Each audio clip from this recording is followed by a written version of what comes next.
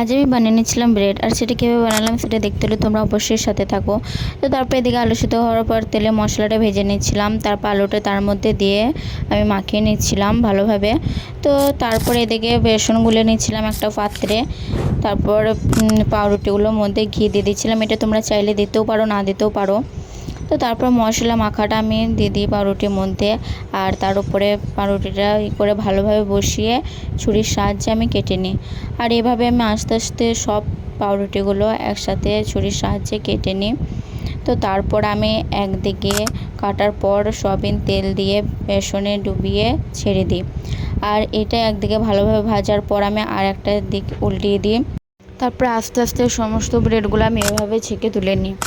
তো তারপরে এদিকে আমার পেঁয়াজ কুচি এবং শসা কুচি রেডি করা ছিল, আর তোমরা চাইলে কাঁচা লঙ্কা দিতে পারো, কিন্তু আমি এর আগে কাঁচা লঙ্কা দিয়েছি, তো ওপরে আবার যদি দিই ঝাল লাগবে, তাই আমি এটা বাদ দিয়েছিলাম। তো তারপরে টমেটোর সস দিয়েছিলাম, আর বিট নুন দিতে পারো, খেতে আরও ভালো লাগবে, কিন্তু এই রান্নাঘরে ছিল না তাই আমি আর দেখাতে পারিনি।